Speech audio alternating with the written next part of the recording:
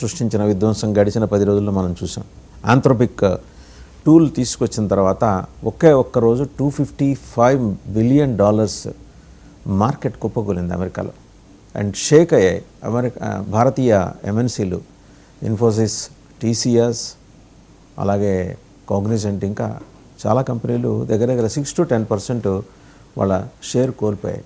And చాలా చోట్ల లే ఆఫ్స్, ఇంక్లూడింగ్ అమెజాన్.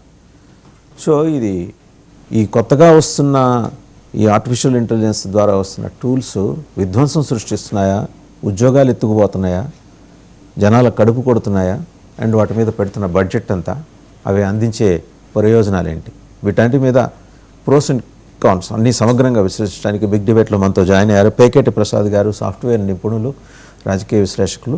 నమస్తే పేకేటి ప్రసాద్ గారు. అలాగే కల్నల్ పరమేశ్వర్ గారు, మాజీ ఆర్మీ అధికారి, అండ్ పాపారావు గారు, ఎకానమిస్ట్ అండ్ పొలిటికల్ అనలిస్ట్. ముగ్గురికి కూడా నమస్కారం. To start with Peketi Prasad గారు, అమెరికాలో కంపెనీలు ఏఐ మీద చేస్తున్న ఖర్చు భారతదేశాన్ని నడిపించడానికి ఒక ఏడాది బడ్జెట్ $670 బిలియన్ మన బడ్జెట్ అయితే, అమెరికాలో ఉన్న కంపెనీలు 2026కి ప్రతిపాదించింది గూగుల్ కానీ, అమెజాన్ కానీ, మెటా కానీ, మైక్రోసాఫ్ట్ కానీ $650 బిలియన్ ఖర్చు పెట్టబోతున్నాయి. సరే, ఖర్చు పెడుతున్నాం అంటే నెత్తి మీద రూపాయి పెడితే పావులకు కూడా కొరగాడరా అని ఒక సామెత ఉంది. ఈ ఖర్చు అలాంటి దిశగా ఏమన్నా వెళ్తుందా? ఉద్యోగాలు ఎప్పుడైనా ఇన్నోవేషన్స్, కొత్త ఉపాధి అవకాశాలు సృష్టించాలి, ఉన్నవి ఊడగొట్టడం అనేది జరగకూడదు కదా. కొండనాలికి మందేస్తే ఉన్ననాలికి ఊడిపోయింది తెలుసు కదా. అలాంటి విధ్వంసం జరుగుతుందా? ఏమన్నా మళ్ళీ ఒక కొత్త ప్రపంచాన్ని మనం చూడబోతున్నామా? ఐటీ అన్నాం, అది పాతబడిపోయింది. ఆ కోటు తీసి లోపల హ్యాంగర్కి తగిలించి ఇప్పుడు ఏఐ వేసుకొని తిరుగుతున్నామా? సార్, మొదటిగా చర్చలో పాల్గొన్న పెద్దలందరికీ నమస్కారం, శుభోదయం అండి. అయితే మీరు ప్రస్తావించిన అంశము R&D స్పెండింగ్, ఎస్పెషల్లీ ఏఐ మీద పెద్ద పెద్ద కంపెనీలు, గూగుల్, అమెజాన్, ఇవన్నీ వాట్ల కంపారిజను, భారతదేశంలో ఉన్న సంస్థల కంపారిజను, లేకపోతే మన ఏ బడ్జెట్ చూసుకుంటే ఎక్కడ పొంతన లేదు. ఇంకోటి మనం చూసుకోవాల్సింది ఏంటంటే, ఈ వాటిని కంపేర్ చేయడం కూడా సరైనది కాదు కూడా. ఎందుకంటే యాపిల్స్ టు యాపిల్ కంపారిజన్ ఉండాలి, లేకపోతే ఆరెంజ్ టు ఆరెంజ్ కంపారిజన్ ఉండాలి. కానీ యాపిల్ టు ఆరెంజ్ కంపారిజన్ అయితే మనం చేయలేము. అయితే ఇన్ జనరల్గా మనం చూసుకుంటే అండి, భారతదేశంలో R&D spending percentage of GDP చూసుకుంటే, అమెరికా వాళ్ళ $30 ట్రిలియన్ లో 3.5% they spend on GDP. China వాళ్ళు 2.4%, సౌత్ కొరియా వాళ్ళు 4.9%. భారతదేశం వచ్చేసరికి మన జీడిపినే ఇంకా ఎంతో లాగుతూ ఉంటే $4 ట్రిలియన్ వరకు ఉంది. దాంట్లో 0.64% మాత్రమే మనము R&D మీద డబ్బులు పెడుతున్నాం అన్నమాట. అందుగురించి ఈ కంపారిజను, లేకపోతే అమెరికా వాళ్ళు ఇలా చేస్తున్నారు కదా, మనం చేయలేమా అనే దానికంటే మనము ఇంకా ఎలా ఇంప్రూవ్ చేసుకోవచ్చు స్పెండింగ్. అంటే మీరు ఏఐ స్పెసిఫిక్గా తీసుకొచ్చారు, కానీ నేను చెప్పింది ఏంటంటే ఇన్ జనరల్ మనకి our economy is primarily A service oriented economy. Services మీదే డిపెండ్ అయి ఉంది ఎకానమీ. ఇంకా చైనా లాగా, లేకపోతే మనం ఇంకా మ్యానుఫ్యాక్చరింగ్ లేకపోతే ప్రోడక్ట్ సైడ్ వెళ్ళలేదు. ఇంకా we're very very much dependent on services. అయితే ఇప్పుడు గవర్నమెంట్ తీసుకొచ్చిన కొన్ని పథకాలు, లేకపోతే ఏఐ, వీటిలో చూసుకుంటే అండి, మనకి గవర్నమెంట్ ప్రపోజల్ ఏవైతే ఉన్నాయో ఇనీషియల్ దీంట్లో అయితే కొంచెము హోప్ కూడా బాగానే ఉంది మనకి. ఎందుకంటే స్టార్టప్ ఎకో సిస్టమ్ ఏదైతే ఉందో, ఇప్పుడు యావత్ ప్రపంచంలోనే ఇకో సిస్టమ్స్లో ఇండియా గత 10 సంవత్సరాల్లో 3rd largest startup eco system globally అంటున్నారు. అంటే 2014లో 500 కంపెనీలు ఉంటే ఇప్పుడు స్టార్టప్ 2 లక్షలు, అంటే బై డిసెంబర్ 2025 2 లక్షలు అయ్యాయి. యూనికార్న్స్ ఏవైతే ఉన్నాయో యూనికాన్ అంటే వాళ్ళ వాల్యుయేషన్ $1 బిలియన్ అయితే అవుతుందో దాన్ని యూనికాన్ అంటారు. 2014లో 4 కంపెనీలు ఉంటే ఇప్పుడు 125 సంస్థలు ఉన్నాయి.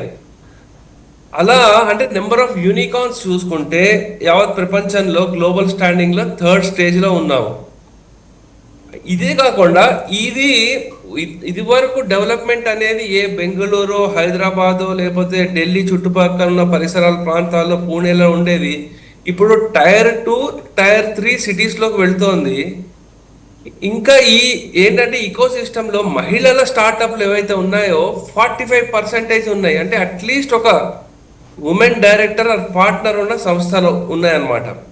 సో దీని ఇంపాక్ట్ ఎలా ఉందంటే direct employment 21 lakh direct jobs create అయ్యాయి. 49,000 crores డైరెక్ట్ ఈ వర్త్ ఆర్డర్స్ ఈ స్టార్టప్స్కి వచ్చింది. ఇన్వెస్ట్మెంట్ $150 బిలియన్ వచ్చింది. సో ఇది కాకుండా అండి మనకు ఇంకా ఎక్స్పాండ్ అయ్యింది. ఏదో ఒక్క దాంట్లోనే కాకుండా స్పేస్ టెక్నాలజీలో చూసుకుంటే దాంట్లో మనకి అంటే $205 మిలియన్ దగ్గర నుంచి ఇప్పుడు 2030 కల్లా $77 బిలియన్ వెళ్తామంటున్నారు. ఇంకా సాఫ్ట్వేర్ యాజ్ సర్వీస్ సాస్ అంటారు. అటువంటి యూనికాన్స్ కూడా వాళ్ళ రెవెన్యూ $26 బిలియన్ అంటున్నారు. సో ఇలా గవర్నమెంట్ పరంగా గవర్నమెంట్ చేస్తున్నప్పటికీ ప్రైవేట్ సంస్థలు కూడా వాళ్ళు R&D మీద ఎంత స్పెండ్ చేస్తున్నారు అన్నది కూడా ఇంపార్టెంట్. ఎందుకంటే ఏదో గవర్నమెంట్ వాళ్ళే మనకి ఇంకా చేయట్లేదు అనడానికంటే అసలు ప్రైవేట్ సంస్థలు వీళ్ళు ఎంతవరకు ఖర్చు పెడుతున్నారు అనేది మనం ఇంకా చూసుకోవాలి. ఎందుకంటే ఇది just not a government initiative. ఇప్పుడు గవర్నమెంట్ ప్రైవేట్ సంస్థలు ఉండి కలిసి వర్క్ చేస్తేనే అవుతుంది. సో ఎందుకంటే ప్రైవేట్ సంస్థల్లో ఉండే అడ్వాంటేజ్ దానికి ఉంటుంది, గవర్నమెంట్ కూడా ఉంటుంది. ఇంకా మనకి ఏఐ ఎక్కడెక్కడ వెళ్ళొచ్చు. ఎందుకంటే మీరు ఇందాక చెప్పినట్టు అంటే ఇప్పుడు ఆర్టిఫిషియల్ ఇంటెలిజెన్స్లోనే స్టార్ట్అప్ గణనీయంగా పెరిగాయి. అంటే ఓన్లీ 1 yearలోనే భారతదేశంలో 240 కంపెనీస్ నుంచి మిడిల్ ఆఫ్ 2025కి 890 కంపెనీస్ వచ్చాయి. దాంట్లో అంటే అక్రాస్ వేరియస్ ప్రోడక్ట్ సర్వీసెస్లో 90% వరకు వేరియస్ సాఫ్ట్వేర్ ఏఐ కంపెనీలు వచ్చాయి. ఇంకా మనం చూసుకోవాలంటే అండి గవర్నమెంట్ మనకి ఇక్కడ ఎక్కువ బడ్జెట్లో కూడా కొన్ని ప్రపోజల్స్ వచ్చింది 10,000 కోట్లు. కొన్నిట్లో అంటే ఉట్టి దీనికే కాకుండా డేటా సెంటర్స్ వాటిల్లో కూడా చాలా స్పెండ్ చేస్తున్నారు గవర్నమెంట్. మన విజన్ యాక్చువల్లీ చెప్పాలంటే అందరు ఏఏ అంటున్నారు. లాస్ట్ ఇయర్ ఫ్రాన్స్లో జరిగిన ఏఐ సమ్మిట్లో ప్రధాని మోదీ గారు మాట్లాడుతూ సస్టైనబుల్ ఏఐ అని మాట్లాడారు. సస్టైనబుల్ ఏఐ అంటే ఒక ఏఐ నువ్వు క్వెరీని రన్ చేయాలంటే హార్డ్వేర్ ఎంతైతే బ్యాక్గ్రౌండ్లో రన్ అయ్యి అది కన్స్యూమ్ చేస్తున్న ఏసీలు ఇవన్నీ మళ్ళీ మన క్లైమేట్కి ఇంపాక్ట్ ఎంత చూపిస్తుందో అవి లేకుండా మనకి గో గ్రీన్ ఇనిషియేటివ్ని యూజ్ చేసుకుంటూ మనము ఇంకా అంటే ఏఐ వాడుకుంటూనే మన ఎన్వైర్న్మెంట్కి హాని కలిగించకుండా ఎలా చేయాలి అని ప్రధాన మంత్రి గారు మోదీ గారు చెప్పడం జరిగింది. రైట్ ప్రసాద్ గారు, మళ్ళీ మీ దగ్గరకు వస్తా. ఏ సమిట్ జరగబోతోంది ఢిల్లీలో. రైట్, మళ్ళీ మీ దగ్గరకు వస్తా. అవుట్కమ్ ఎలా ఉంటుందో మళ్ళీ మనం విశ్లేషించుకోవచ్చు. రైట్, కల్నల్ పరమేశ్వర్ గారు. సో ఏఐ మీద పెట్టుబడులు, ప్రపంచవ్యాప్తంగా వస్తున్న ఏఐ విప్లవం ఇవన్నీ చూస్తాం. ఇది ఒక పార్శ్వం మాత్రమే. రెండో పార్శ్వం మనం ఇన్నాళ్ళు చూసిన ఐటీ అంటే చాలా గ్లామరస్ డొమైన్. గ్లామరస్ డొమైన్ హఠాత్తుగా ఏంటంటే మాసిపోయింది. ఎవరు పెద్దగా దాని మీద దృష్టి పెట్టట్లా. ఇప్పుడు అది చేసి బయటకు వస్తున్న పిల్లలు ఉన్నారు. అంటే బీటెక్ ఫ్రెషర్స్ ఉన్నారు. బీటెక్ ఈ ఐటీ అవి చేసి సిఎస్ ఐటీ చేసి వాళ్ళ భవిష్యత్తు ఏంటి అగమ్యగోచరంగా ఉంది. మన బడ్జెట్లు చూస్తే మన దేశ బడ్జెట్ $670 బిలియన్ అయితే ఈ 4 కంపెనీలు Google, Amazon, meta, Microsoft, AI వాళ్ళు పెడుతున్న ఖర్చు $650 బిలియన్. ఓకే, అది వాళ్ళు ప్రపంచవ్యాప్తంగా పెడుతున్నది అండ్ వచ్చి అమెరికా సెంట్రిక్గా. బట్ మనము పెడుతున్నాం. ఇప్పుడు మనం పెట్టేది 10 మందికి ఉపయోగపడే విధంగా ఉండాలి. అది వచ్చింది మన ఆంథ్రోపిక్ వచ్చింది, ప్రత్యేకించి ఆ లా డిసిప్లిన్కి సంబంధించి అది సృష్టించిన విధ్వంసంతో $255 బిలియన్ ఒక్క రోజులో ఆవిరైపోయింది. 4 కంపెనీలు తడువుకున్నాయి, 6 to 10% అలా షేర్ వాల్యూస్ పడిపోయి. ఇది ఎటువైపు దారి తీస్తుంది? ఎందుకంటే ప్రత్యేకించి ఇప్పుడు చదువుతున్న పిల్లలు వాళ్ళు బయటకు వచ్చిన తర్వాత హఠాత్తుగా దాన్ని ఏమంటారు ట్రాన్స్మిషన్కి వాళ్ళు అకామిడేట్ అవుతారా లేదా? అంటే పాయింట్ వ్యాలిడ్ తీశారు, కానీ మీరు ఒకటి ముందర అందరికి మీ ప్రేక్షకులకి మీకు మన స్పెషల్స్ ప్యానల్కి నమస్కారం అండి. ఇట్స్ ఆల్వేస్ అ ప్లెజర్ ఈ ప్యానల్ మీదకి వచ్చి మాట్లాడడం ఎప్పుడు pleasure. Lot of knowledgeable people వస్తుంటారు, చాలా మంచి ప్యానల్స్ తీసుకొస్తారు. Discussions are always good discussions, ఒకరి మీద ఒకళ్ళు నడుచుకోవడం కాబట్టి మంచి మంచి డిస్కషన్స్ అవుతాయి. That's I enjoy coming to this. మీ ప్యానల్ రావడం చాలా నచ్చుతుంది నాకు. So coming back to the subject, కొన్ని ఇంపార్టెంట్ పాయింట్స్, కంపెనీ పాయింట్స్ పేగర్ ప్రసాద్ గారు చేశారు. అలాగే మీరు గూగుల్, అమెజాన్, మెటా అంటున్నారు. మీరు పోయిన ఇయర్లో మీరు చూసారంటే గూగుల్ ఏమో $15 బిలియన్ వైజాగ్లో డేటా సెంటర్లోనే పెడతానండి. అలాగే మైక్రోసాఫ్ట్ ఏమో $17.5 బిలియన్ ఇండియాలో డేటా సెంటర్స్లో పెడతానండి. అమెజాన్ ఏమో బయటకు వచ్చి $35 బిలియన్ ఇండియాలో ఇన్వెస్ట్ చేస్తామన్నారు.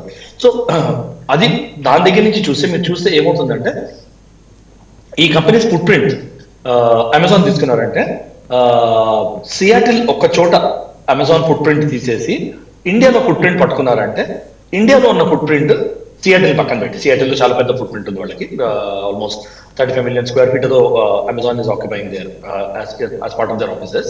అదొక్కటి పక్కన పెట్టామంటే ప్రపంచం అంతా including the other parts of USA, other part entire Europe, entire Asia and ఆస్ట్రేలియాలో కలిపి అమెజాన్కి లేని ఫుట్ ప్రింట్ ఇండియాలో, అంటే అక్కడ ఉన్నంత ఫుట్ ప్రింట్ కన్నా 2.5 times మోర్ ఇండియాలో ఫుట్ ప్రింట్ ఉందండి. Amazon has got about 13 million square feet offices in India, almost more than 1 lakh employees in India, and many of them వాళ్ళ ADCI ఏదైతే వాళ్ళ క్యాష్ కో ఉంటుంది అమెజాన్ లో, they work on AI and that is creating jobs only. Amazon వీళ్ళందరూ job cuts చేస్తున్నారు అంటే ఏం చేస్తారంటే ఫ్లాబ్ ని కట్ చేస్తారండి. ఫ్లాబ్ అంటే నాన్ ప్రొడక్టివ్ జాబ్స్ ని కట్ చేస్తారు. They don't cut. ADCI అని ఒక బిజినెస్ సెంటర్ ఉంది, దాని నుంచి కట్ చేస్తారా చూడండి. 16,000 జాబ్స్ అమెజాన్ ఇప్పుడు డిప్లికేట్ చేస్తున్నాను అంటున్నారు. వాళ్ళు దాని నుంచి ఎవరైనా ఆ ADCI నుంచి ఎంతమందిని తీస్తున్నారు అండ్ వాళ్ళ యాంటీ చేసి వాళ్ళ CEO ఉన్నారు, ఆయన ఏమంటారు, అన్నెసెసరీ లీడర్షిప్ లేయర్ తీసేస్తానంటారు. అంటే బ్యూరోక్రసీని తీసి పడేస్తుంటారు అమెజాన్ వాళ్ళు. వెరీ రూత్లెస్ ఇదండి. ఎంత సీనియర్ లీడర్ అయినా కూడా అది బ్యూరోక్రసీ క్రియేట్ చేస్తుంటారు, తీసి పడేస్తారు. సో జాబ్స్ పోతున్నాయి అన్న భయము AI వల్ల కాదండి. AI is a consistent journey. ప్రపంచము world including India we are on a discovery phase with AI. లాస్ట్ 5 years లో కూడా మనం చూసామంటే ఆల్మోస్ట్ 11,000 కోట్లు మనము ఏఐకి పెట్టాము. ఈ ఏడాది కూడా మనం 2,000 కోట్లు కేటాయిస్తున్నాం ఫిజికల్ లో. 2,000 కోట్లు ఏఐకి development of R&D and development of ఏఐలో పెట్టాము. అది కాకుండా ప్రాలిఫరేషన్ ఆఫ్ డేటా సెంటర్స్, మనం చాలా స్మార్ట్ మెసేజ్ గవర్నమెంట్ ఏమి ఇచ్చింది, 2047 దాకా ట్యాక్స్ హాలిడే ఇచ్చింది డేటా సెంటర్స్ కి.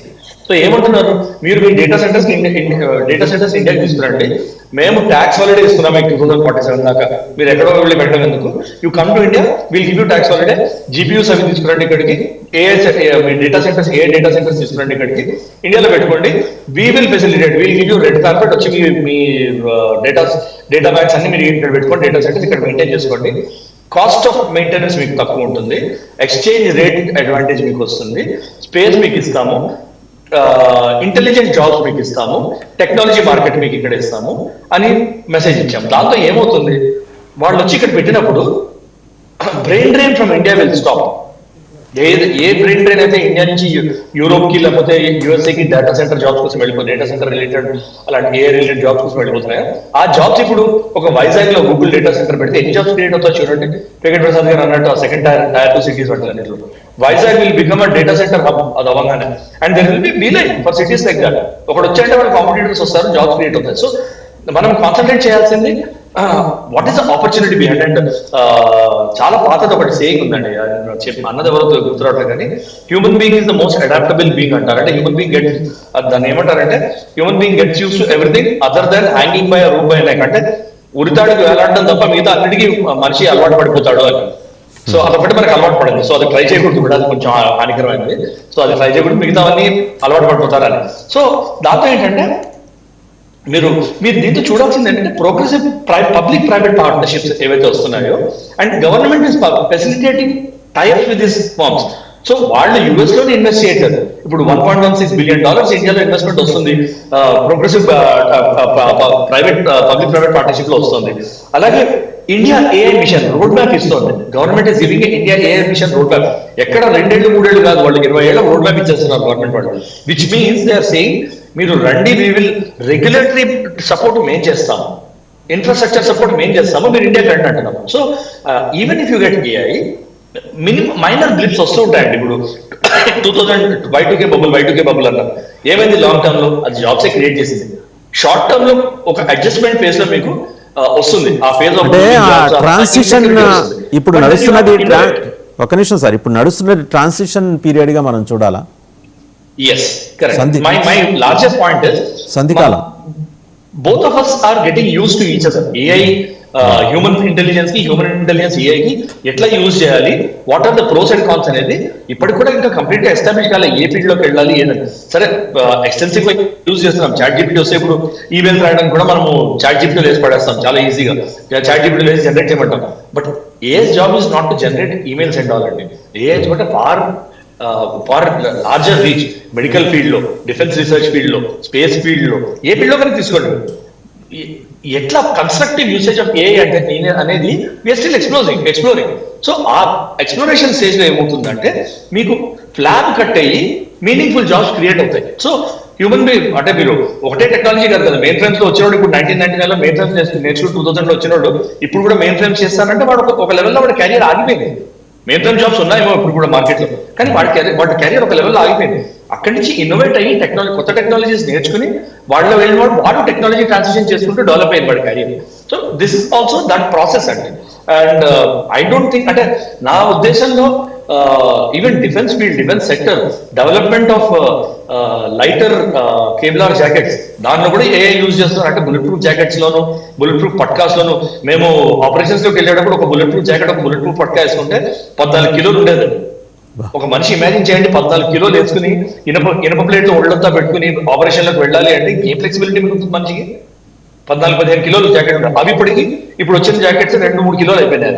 Bullet proof jackets, Kevlar jackets వస్తున్నాయి. అట్లాంటి ఫీల్డ్స్ లోకి వచ్చి it is making life easier for every industry. So we should adapt to it.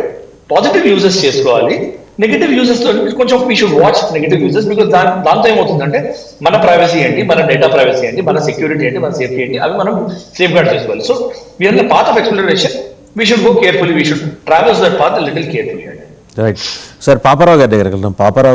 Paparao గారు ఈ ఇప్పుడు ఇద్దరు కూడా డిఫరెంట్ నేపథ్యాల నుంచి వచ్చారు అండ్ సాఫ్ట్వేర్ మీద ఆధారిత వాళ్ళు.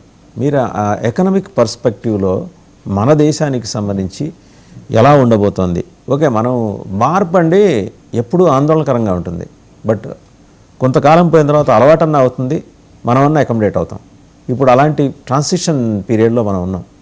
And at the same time, we are more worried about, the nation is more worried about the present generation youth who are doing their BTech in IT and CS. ఇప్పుడు America GDP $31 లక్షల కోట్ల, మాది $4 లక్షల కోట్ల ఇండియాది. కాబట్టి వాళ్ళ దీంతో వాళ్ళ ఇన్వెస్ట్మెంట్స్ తో మనం కంపేర్ చేయలేము. ఎందుకంటే అమెరికా ప్రైవేట్ కార్పొరేట్స్ కూడా చాలా హ్యూజ్ కంపెనీస్ అయ్యాయి. ఒకప్పుడు నాకు 20-30 ఏళ్ల క్రితమే నేను MBA వాళ్ళకి పాఠాలు చెప్పేటప్పుడు జనరల్ మోటార్స్ కంపెనీ అంత లేదు భారతదేశం జీడిపి అని మనం అప్పట్లో అప్పటి పరిస్థితి అని చెప్తుండేవాడు. కాబట్టి దే ఆర్ హ్యూజ్ కంపెనీస్, దేశాల జీడిపితో సమానమైనటువంటి కంపెనీలు. ఒక 3 కంపెనీలే కలిసి అమెజాన్ తాలూకు alphabet and alphabet Google alphabet and Amazon plus మూడోది మెటా, ఈ 3 కలిసి ఒక $660 బిలియన్ల పెట్టుబడులు పెట్టి అది చాలక ఇప్పుడు కొత్తగా బాండ్స్ ఇష్యూ చేసి ఆ బాండ్స్ తో వచ్చిన $337 బిలియన్ల దాకా అంట JP Morgan అంచనా. అది కూడా మళ్ళీ పెట్టుబడి పెట్టాలని చూస్తున్నారు ఈ డేటా సెంటర్స్, ఆర్టిఫిషియల్ ఇంటెలిజెన్స్ వీటిల్లో మొత్తంగా. సో అది కదా. అయితే ఇక్కడ భారతదేశానికి వస్తే డేటా సెంటర్స్ ఆల్మోస్ట్ ఇప్పుడు దాకా 70 పైన వచ్చినాయి. ఇండియాలో సుమారు అరౌండ్ 70 డేటా సెంటర్స్ ఉన్నాయి, మేజర్ డేటా సెంటర్స్. నాకు తెలిసి అయితే అది లెక్క. బాంబేలో, మహారాష్ట్రలో ఎక్కువ ఉన్నాయి. సరే, ఈ డేటా సెంటర్స్ వస్తే మనం క్వశ్చన్ ఉంది కదా, మనం అడుగుతున్నాం. ఇప్పుడు తల మీద ఇది అన్నారు కదా ఇందాక, రూపాయి పెడితే డబ్బుడికి అని. అంటే ఇప్పుడు ఇంత చేసి ఇంత డేటా సెంటర్స్ వచ్చి ఇంత టెక్నాలజీ డెవలప్ అయ్యి జనాలకే ఉపయోగం అనేది ప్రశ్న. What is the use for the masses అనేది జనాలకి ఏం చేయగలం? మనం అవుట్లుక్ లో కూడా మేక్ ఇన్ ఇండియా అనుకున్న రోజు మనం ఎంప్లాయ్మెంట్ జనరేషన్ అనేది మనం ఏం టార్గెట్స్ ఉంటాయి. కాబట్టి ఇక్కడ మేజర్ ఇష్యూస్ 3 ఉన్నాయి. ఆర్టిఫిషియల్ ఇంటెలిజెన్స్ లోకి, డేటా సెంటర్స్ లోకి, వీటిలోకి మనం వెళ్తున్నప్పుడు 3. ఒకటి, నిరుద్యోగ పరిష్కారమా. రెండోది, ఈ డేటా సెంటర్స్ అనేవి విపరీతమైన స్థాయిలో పవర్ వాడతాయి, విద్యుత్ వాడతాయి. ఈ విద్యుత్ జనరేషన్ అయ్యేది ఇందాక మోడీ గారు చెప్పింది అని ప్రస్తావించారు సార్. అది ఏంటంటే సస్టైనబుల్ గా ఉండాలి AI అనేది. అంటే అది పొల్యూషన్ కారణంగా కూడదు, ఎన్విరాన్మెంటల్ గా అనుకూలంగా ఉండాలనేది కూడా ఒక క్వశ్చన్ ఉంది. సో పవర్ జనరేషన్ విపరీతమైన స్థాయిలో కావాలి, అంతా చేయగలమా మనము. మూడోది, వాటర్ కావాలి. We're ignoring it. Water cooling systems ఉంటాయి. ఆ పవర్ జనరేషన్ అంత పెద్ద స్థాయిలో పనిచేస్తున్న సిస్టమ్స్ విపరీతమైన హీట్ జనరేట్ అవుతుంది కాబట్టి వాటిని కూల్ చేయడానికి వాటర్ కావాలి. ఈ 3 విషయాలు ఒకదాని తర్వాత ఒకదాన్ని చూస్తే నిరుద్యోగానికి ఇది పరిష్కారం అంటే కాదు. ఎందుకంటే ఇక్కడే ఉంది రాసింది కూడా, నేను నెట్ లోకి తీసి చూస్తాను. లేదా తర్వాత ఫైనాన్షియల్ టైమ్స్ మ్యాగజైన్ లో కూడా చదివినది కూడా దీనికన్నా ఇలాగే ఉంది.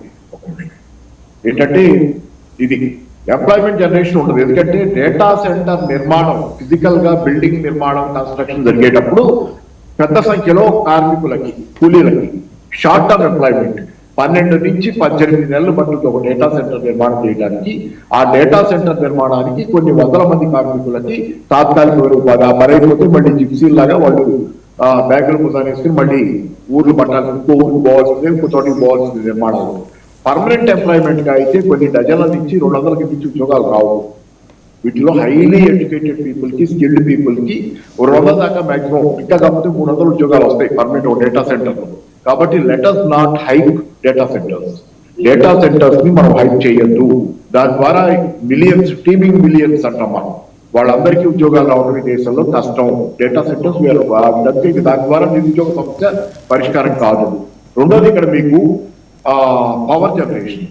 ఇప్పుడు ఆల్రెడీ మన పవర్ జనరేషన్ ఒక స్థాయిలో ఉంది, దీనిలో కూడా లేకనే ఉన్నాయి. అంటే సరిపోయిన పవర్ లేదు. ఇప్పుడు ఎన్నో రెట్లు పెరిగితే తప్పితే దేశంలో డేటా సెంటర్స్ వస్తే సరిపోదు. పవర్ జనరేషన్ అంత స్థాయిలో జరగాలంటే మనం ఎన్ని చూసుకోవాలి. ఇప్పుడు న్యూక్లియర్ పవర్ మీద కూడా డిపెండ్ అవుతున్నారు కొంతమంది. ప్రైవేట్ న్యూక్లియర్ పవర్ కూడా అమెరికా లాంటి దేశాల్లో అనుకుంటా అది కూడా యాక్సెప్ట్. ఎందుకంటే ఈ డేటా సెంటర్స్ నడవాలంటే వాళ్ళకి మినీ న్యూక్లియర్ ప్లాంట్స్, న్యూక్లియర్ ఇలాంటి న్యూక్లియర్ పవర్ జనరేషన్ యూనిట్స్ లాంటివి కావాల్సిన పరిస్థితి కూడా వస్తుంది. సో దాన్ని మనం చూసుకోకుండా దీనిలోకి పోవడం అనేది ఇబ్బందికరం. ఎందుకంటే అవి విపరీతంగా పవర్ వాడితే కనుక డేటా సెంటర్స్ ఆ చుట్టుపక్కల ఉన్న ప్రాంతాల్లో ఒక బాగా లోటు పెరిగినప్పుడు గృహ వినియోగానికో లేకపోతే ఇతర కమర్షియల్ వినియోగానికో పవర్ ఆఫ్ అయ్యే ప్రమాదం ఉంది, కరెంట్ పోయే ప్రమాదం ఉంది. కాబట్టి చాలా మందికి భయం ఉంది. ఈ డేటా సెంటర్స్ కనుక మన చుట్టుపక్కల వస్తే మనకు కరెంటు సస్టైనబుల్ అంటే కంటిన్యూస్ గా 24 hours నడిచేదా, నడవదా అనేది. మూడోది ఏంటంటే నీరు విపరీతమైన స్థాయిలో భారతదేశంలో వచ్చిన పవర్ సెంటర్స్ వచ్చిన సిటీస్ లో, ముఖ్యంగా కొన్ని సిటీస్ బెంగళూరు ఒకటి, బాంబే ఇట్లాంటి సిటీస్ లో దేర్ ఆల్రెడీ వాటర్ స్కేల్స్. ఆ నగరాల్లో వాటర్ కొరత ఇప్పటికే ఉంది. ఈ నగరాల్లో పోయి డేటా సెంటర్స్ పడితే అక్కడ విపరీతమైన స్థాయిలో కనుక నీళ్లు వాడటం మొదలు పెడితే కొరత ఇంకా పెరుగుతుంది. సమస్య అది మేజర్ ఇష్యూ. సో వాటర్ ఈ 3 ఇష్యూస్ ఏ రకంగా చూసినా కానీ డేటా సెంటర్ అనేది చాలా స్కెప్టిక్ గా మంచిదే రావాలి, టెక్నాలజీ రావాల్సిందే. టెక్నాలజీ వస్తే మనం మాకు వద్దు అంటే ఆగదు, వెళ్తుంది, ముందుకే వెళ్తుంది. కాబట్టి మనం ముందుకే వెళ్ళాలి. కానీ దీని నుంచి ఏదో బ్రహ్మాండం జరిగిపోతే భారతదేశ ప్రజలందరికీ గొప్పగా పరిష్కారాలు దొరికి సమస్యలకు, ఉద్యోగాలకు లేకపోతే ఇతరత్ర అనుకోవడం పొరపాటు. దాన్ని చాలా స్కెప్టిక్ గా, జాగ్రత్తగా, ప్లాంట్ గా తీసుకోవాలనేది నిజం. సో ఇంకా తర్వాత ఇంకా పెద్ద దీని గురించి పెద్ద మాట్లాడేది ఏమి లేదు. కానీ ఇంకా బ్రెయిన్ డ్రైన్ ఆగుద్ది అనే దగ్గర బ్రెయిన్ డ్రైన్ ఆగినా అంటే ఇప్పుడు ఆల్రెడీ బ్రెయిన్ డ్రైన్ సార్ అన్నారు, దాన్ని విమర్శించడానికి కాదు. కానీ జనరల్ గా బ్రెయిన్ డ్రైన్ ఆగుద్ది, ఆగాలి. బ్రెయిన్ డ్రైన్ ఆగకపోయినా కానీ ఇప్పుడు బయట వాళ్ళు మనల్ని రావద్దంటున్నారు కదా. అమెరికా రావద్దంటుంది, బ్రిటన్ కూడా చాలా దేశాలు కూడా ఇతర దేశాల వాళ్ళని తమ దేశంలోకి రావాలనిచ్చే పరిస్థితి లేదు. కాబట్టి భారతదేశంలోనే వాళ్ళు ఉండిపోయే పరిస్థితి లేకపోతే తిరిగి వచ్చే పరిస్థితి ఉంది. సో ఇట్లాంటి చోట బ్రెయిన్ డ్రైన్ ఆగితే భారతదేశంలో విపరీతమైన ఉపాధి కల్పన జరిగితే మినహాయిస్తే వీళ్ళని మనం అబ్జర్వ్ చేసుకోలేము. ఇక్కడ మనకి ఇందా సార్ చెప్పారు, మన ప్రసాద్ గారు చెప్పారు, R&D భారతదేశంలో మన ఎక్స్పెండిచర్ ఎంత డేటా వివరంగా కంపారిటివ్ గా చెప్పారు. R&D ఎక్స్పెండిచర్ లేదు. దాంతో పాటుగా రెండోది ఏంటి, మనం క్రియేట్ చేస్తాం, మీరు మాట్లాడినటువంటి ఇంజనీర్స్ విపరీతమైన స్థాయిలో ఇంజనీర్లను ఉత్పత్తి చేస్తున్నాం. ఇంజనీర్ల క్రియేటివిటీ ఎంత, వీళ్ళ మన విద్యా విధానంలో ఉన్నటువంటి బేసిక్ లోపం, బట్టి విద్యా విధానంలో వీళ్ళ క్రియేటివిటీ లేదు. వీళ్ళు పోయి అమెరికాలో గుమస్తాలు అంటే సాఫ్ట్వేర్ గుమస్తాను కాదు, మైండ్ పెద్ద ఉపయోగించుకుంటే డబ్బులు సంపాదించుకోవడానికి ఉపయోగపడేదిగా ఇది పనిచేస్తుంది. So you're not using, creativity లేదు. క్రియేటివ్ విద్యా విధానాన్ని మనం డెవలప్ చేసుకోకుండా ఈ రకమైన ఇంజనీర్లను బట్టి చదివించి వీళ్ళతో మళ్ళీ R&D మీద పెట్టుబడి పెట్టి ఏదో చేస్తాం అనుకోవడం పొరపాటు. ఎందుకంటే ఆల్రెడీ స్టార్ట్అప్ కల్చర్ అనేది ఒకటి ఉంది. స్టార్ట్అప్ కల్చర్ కూడా పెద్ద పికప్ అవట్లా మనకు. మన దగ్గర నుంచి ఏమొచ్చింది పెద్దగా స్టార్ట్అప్, మనం ఏదో అంటే దాన్ని $1 బిలియన్ 10 బిలియన్ 1 బిలియన్ అయితే ఆ కంపెనీ స్టార్ట్అప్ కంపెనీ ఒక పెద్ద బాగా మోడల్ దీనిలాగా. సో అవన్నీ చాలా వీక్నెసెస్ ఉన్నాయి. మన ఎడ్యుకేషన్ సిస్టమ్ దగ్గర నుంచి, కల్చర్ దగ్గర నుంచి. మన కల్చర్ మొత్తం దేని చుట్టూ ఉందంటే అచీవ్మెంట్ చుట్టూ లేదు. మన కల్చర్ మొత్తం డబ్బుల చుట్టూ ఉంది. ఒకప్పుడు సినిమా కూడా వచ్చింది కదా 2001 ప్రాంతంలో, డాలర్ డ్రీమ్స్ అని శేఖర్ కమల్ సినిమా తీశాడు. అంటే మన కళలు మొత్తం డబ్బుల చుట్టూ ఉన్నాయి. డబ్బులు always, money is always a by product. మనం పని చేస్తుంటే పని మీద ఉండాలి మన దృష్టి. మనం పని చేసుకుంటే వెళ్తుంటే మనీ బై ప్రోడక్ట్. మీరు చూడండి, నాకు నచ్చదా షేర్ మార్కెట్ ఇన్వెస్ట్మెంట్ లో డబ్బులు సంపాదించాలని చెప్పుకోవటం, కానీ వారెన్ బఫెట్ చూడండి. వారెన్ బఫెట్ ఏ రోజు తనకి ఎంత డబ్బులు వస్తున్నాయని తన డబ్బులు స్టేటస్ చెప్పుకోవాలి. వారెన్ బఫెట్ వెంట ఆన్ డూయింగ్ థింగ్స్, పనిచేయడం మీద దృష్టి పెట్టాడు. Absolute focus. ఆ మనీ అనేది అతనికి బై ప్రోడక్ట్. అది అంత డబ్బులు సంపాదించిన బై ప్రోడక్ట్. ఇక్కడ రాకేష్ ఆయన ఉన్నాడు కదా, రాకేష్ ఆయన కూడా ఇన్వెస్టర్ సరిపోయాడు. ఆయన కూడా దృష్టి కూడా మొత్తం 24 గంటలు మనీ మీద పెట్టాలి. ఆయన దృష్టి అంతా పని మీద పెట్టాడు. మనీ బై ప్రోడక్ట్ 36,000 కోట్ల రూపాయల దాకా ఆయన సంపాదించాడు తక్కువ పెట్టుబడితో మొదలుపెట్టి.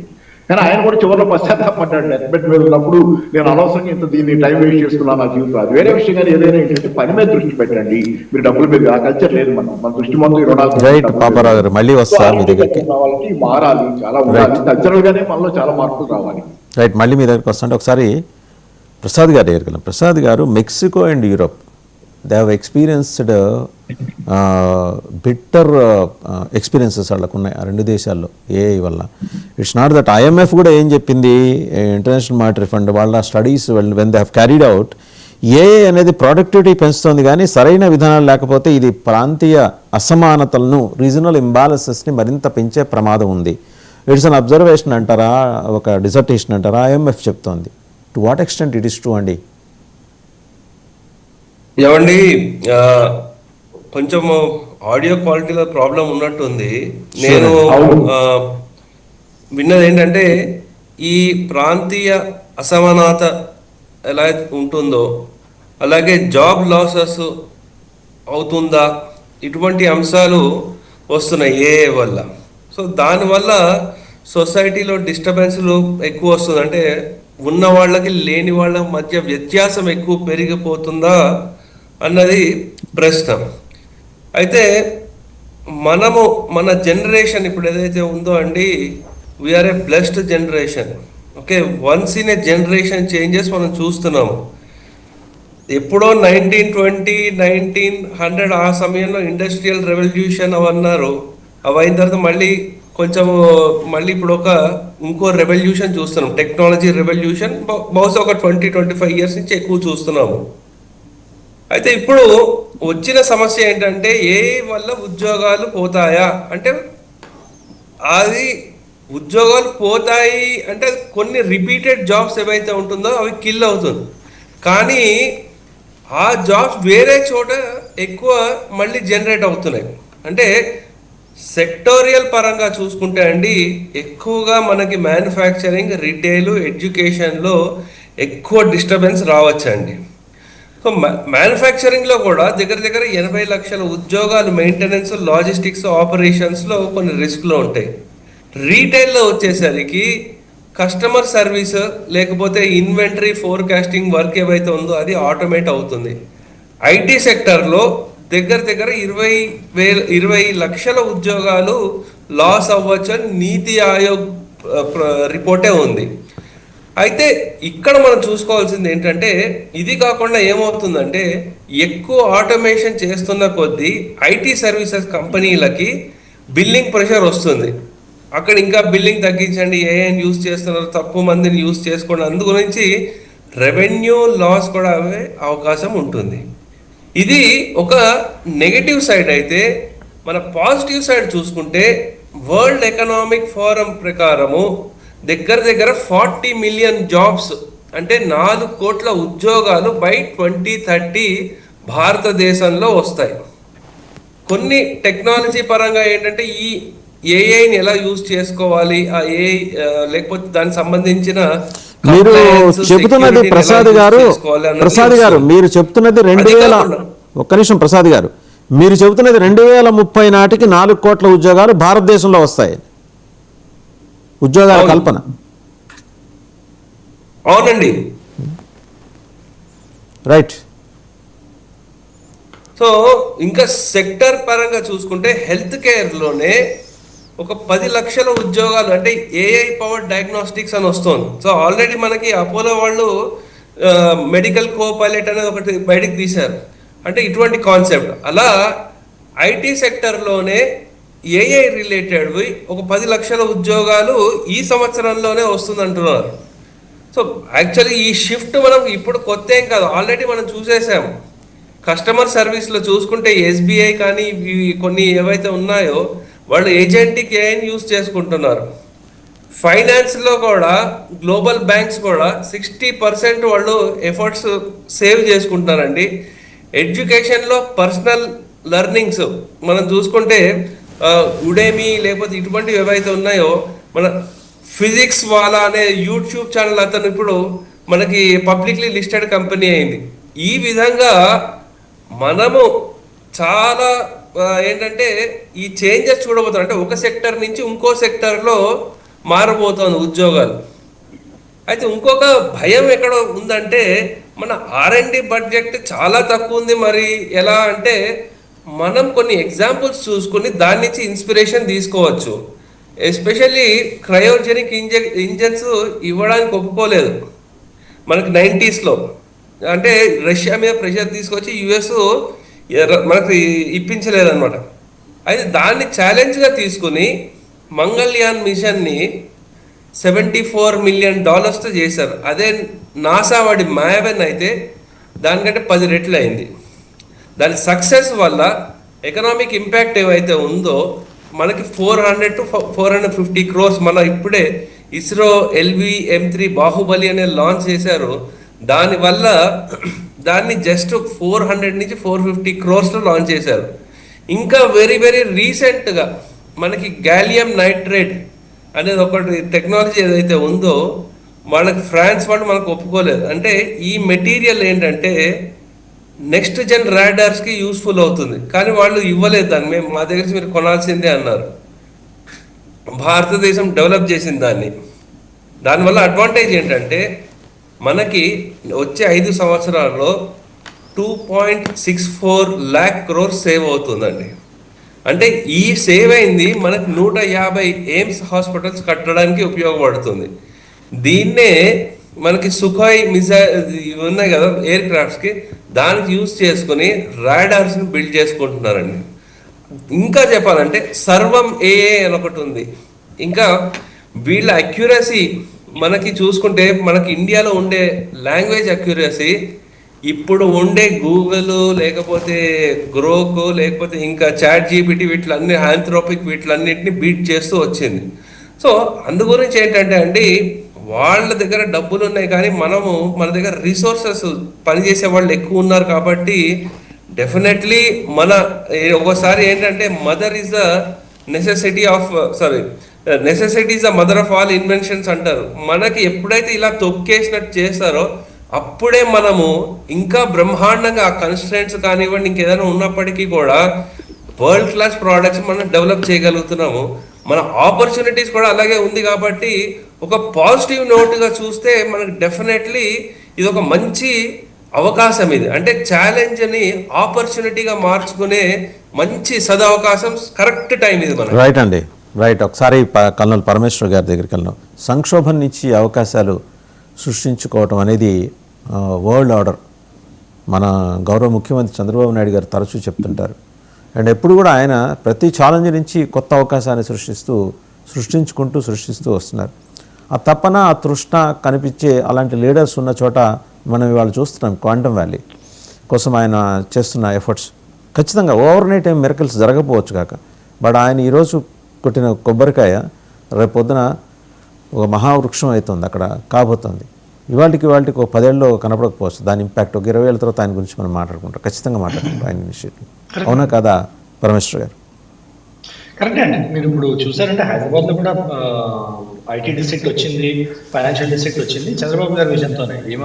ఏదేమనుకున్నా కూడా, ఎవరు క్రెడిట్ తీసుకున్నా కూడా, మేము పెరిగినప్పుడు చూసాను హైదరాబాద్ లో పెరిగి నేను చూస్తున్నాను ఏరియా. అది చంద్రబాబు గారి విజనే. దాని తర్వాత పవర్లోకి ఎవరు ఇచ్చారు ఎవరు చేశారని కాదు, కానీ చంద్రబాబు గారి విజన్. దాని తర్వాత ఏదైనా గవర్నమెంట్ చేసిందంటే బీఆర్ఎస్ గవర్నమెంట్ వచ్చి చేసింది. కేటీఆర్ గారు వచ్చి ఐటీ మినిస్టర్ గవర్నమెంట్ చేసినవి చాలా improvements, fantastic improvements and fantastic additions చేస్తాను. సో విజన్ ఉండాలండి, లీడర్షిప్ విజన్, పొలిటికల్ విల్ ఉండాలి వీటిలన్నింటిలో. అండ్ జాబ్స్ క్రియేట్ అవ్వవు అనే, జాబ్స్ పోతాయి అనేది నేను కూడా అదే మాట అన్నాను. ఇప్పుడు వెంకట ప్రసాద్ గారు కూడా అదే అన్నారు. ఇట్స్ అన్ అడ్జస్ట్మెంట్ ఫేజ్ అండి. అడ్జస్ట్మెంట్ ఫేజ్ లో ఏమవుతుందంటే flab is reduced and necessity is met with job opportunities. So data centres వస్తే sustainable data centres, sustainable operations అని ఎందుకన్నారు Modi garu? Because he's aware data centres వస్తే there will be energy usage, there will be water usage. How do you make them sustainable? వాటిని ఎట్లా sustainable చేయాలి? అలాగే sustainable కాదు, power consume చేస్తే, వాటర్ కన్జ్యూమ్ చేస్తారు, వచ్చే ఆపర్చునిటీస్ వదులుకుంటామా బిజినెస్ ఆపర్చునిటీస్ ని? లేదు. అండ్ ఐ డోంట్ అగ్రీ అంటే పర్మనెంట్ జాబ్స్ మీకు data centre related technical jobs మీకు ఫ్యూ హండ్రెడ్సే అవ్వచ్చు డేటా సెంటర్ సైట్ బట్టి. బట్ సపోర్ట్ యాన్సిలరీ జాబ్స్ కూడా ఉంటాయండి బోల్డ్ అని. మీకు ఒక 1 million square feet మీరు తీసుకున్నారంటే ఆ బిల్డింగ్ ని మెయింటైన్ చేసే స్టాఫ్ బోల్డ్ అంత మంది కావాలి. Those are all permanent jobs only for information. And one of the world's largest industry is real estate management industry. Support jobs ఏంటి? మీకు ఫెసిలిటీ మేనేజ్ ఒక 1 million square feet బిల్డింగ్ తీసుకున్నారంటే మీకు వందల జాబ్స్ క్రియేట్ అవుతాయి. Multiple businesses are brought in to support AMCs of equipment, AMCs of spaces, AMCs of critical machinery కొంటాము, establish చేస్తాము. So multiple companies కి, మల్టిపుల్ బిజినెస్ హౌసెస్ కి మీరు ఆపర్చునిటీ క్రియేట్ చేస్తారు. ఒక డేటా సెంటర్ సపోర్ట్ లో multiple jobs are created. మీరు permanent jobs, front end jobs చూసుకుంటే సరే 100-200 ఉండొచ్చు సైజ్ బట్టి, but that is not the only opportunity కదా. మీరు ఇప్పుడు లార్జెస్ట్ చూసుకున్నారంటే మీరు world's largest integrated facility management real estate consultancy facilities management companies చూసుకున్నారంటే JLL, CBRE, కుష్మన్ వేక్ఫీల్డ్, సావిల్స్, ఇవన్నీ యానరాక్, ఇవన్నీ ఇప్పుడు సోడెక్సో, కంపస్ కూడా వస్తున్నాయి. వీళ్ళందరూ they are largest in India అండి. Why are the largest in India? Because along with the technological jobs non technical jobs కూడా వస్తాయి. నాన్ టెక్నికల్ జాబ్స్ లో ఇవన్నీ support jobs. So and they are permanent opportunities అండి. You find మీరు చూడండి companies people are working for 20, 25 years. ఇవన్నీ companies 90s లో establish అయినవి. ఎలా తప్పుకున్నాయి? ఇండియన్ మార్కెట్ షేర్ ఎట్లా పెరిగాయి వీళ్ళందరికీ? Because of these offices coming in. So lopsided గా చూడకూడదు మనం. అంటే ఒకటే విధంగా టెక్నాలజీ జాబ్స్ అంటే అందరూ టెక్నాలజీ నేర్చుకోలేరు కదా, అందరూ ఐటీ క్వాలిఫైడ్ కాదు కదా. ఒకటి ఇంజనీర్ అవుతాడు, దాంతో ఇంకోటి డాక్టర్ అవుతాడు, ఇంకోటి BA అవుతాడు, ఇంకోటి BCom అవుతాడు. వాళ్ళకు కూడా జాబ్స్ కావాలి కదండి. So it is a wider opportunity, it's a canvas with wider opportunities అండి. మనం we should look at the larger picture. మనం షార్టర్ టర్మ్ పిక్చర్ లో అయితే I do agree with you sir. నాకు అర్థం కానిది ఏంటంటే మీరు చెప్పినవన్నీ నిజాలే, కానీ ఒక్క రోజులో $255 బిలియన్ మార్కెట్ ఎట్లా కుప్పగూలిపోయింది? ఏ భయాలు మార్కెట్ని కుదిపేశాయి? సో అంటే markets are driven by sentiments అండి. అన్ఫార్చునేట్లీ అంటే షార్ట్ టర్మ్ సెంటిమెంట్. మీరు ఇప్పుడు బడ్జెట్ లో చూడండి 0.005% ట్యాక్స్ పెంచినందు వల్ల మన మార్కెట్ ఎప్పుడు కోలినంత కూలింది ఆ రోజు. It was just sentiment driven this thing అంతే. అరే పెంచేశారు అన్నారు. ఫ్యూచర్స్ అండ్ ట్రేడ్స్ ఆప్షన్ లో data is saying 94% people are losing money. వాళ్ళ ఇంట్రెస్ట్ సేఫ్ గార్డ్ చేయడానికి గవర్నమెంట్ ఆ ట్యాక్స్ వేసింది. ఆ ట్యాక్స్ వేసింది మన మంచిగా డ్రైవ్ చేయడానికి. It's a local sentiment driven market అండి. అండ్ దట్స్ అంటే $255 బిలియన్ అన్న ఏదన్నా కూడా these are virtual loss. Most of them are virtual losses. వెంటనే పైసలు పోలేదు, అంటే పోయిన వాళ్ళు కూడా ఉంటారు. కానీ పాయింట్ ఏంటంటే ఇట్స్ అడ్జస్ట్మెంట్ ఫేజ్. అది పోయి దాని తర్వాత మళ్ళీ it will recover. It will be recovery phase where it will recover that మళ్ళీ ప్రోగ్రెస్ ఆల్సో. సో 10 అడుగులు ముందరికి వెళ్తే 2 అడుగులు వెనక్కి కూడా వెళ్తుంటుంది మార్కెట్. సో దానివల్ల మనం హైరాణ పడిపోయి లేదు ఏ జాబ్స్ తినేస్తుంది అని నెగిటివ్ మోడ్ లోకి వెళ్ళడము అనేది I don't see a reason for panic as of now. ఈ ట్రాన్సిషన్ పీరియడ్ ఎంతకాలం ఉండొచ్చు మీ ఉద్దేశంలో? ఎన్ని సంవత్సరాలు ఉండొచ్చు? Adoption to AI and complete అంటే మనకి ఏఐ మీద కమాండ్ రావడానికి నా ఉద్దేశంలో అంటే I'm not a technology expert, కానీ వెంకట్ ప్రసాద్ గారు లేకపోతే ఇంకెవరైనా ఎక్స్పర్ట్స్, ఇండస్ట్రీ ఎక్స్పర్ట్ చెప్పొచ్చు. కానీ my view is next 5 years are key in how we take to AI, number 1. Right. And I think this adjustment phase is a phase of about 8 to 10 years. Right, ఒకసారి Paparao I may be గారు. wrong. I may be wrong, but that is my view. Me Whatever I have observation. seen, 90s నుంచి ఎట్లా transition చూస్తున్నాం, I think it is by about 2034, 2033, 34, we will have adjusted and made peace with AI. That is what I feel. Right, Paparao గారు. So journey, కొత్త journey తప్పేలా లేదండి ఈ జనరేషన్కి. ఈ జనరేషన్తో పాటు వెనకటి జనరేషన్స్ కూడా ఆ బస్సు ఎక్కాల్సిందే. ఎక్కగలమా?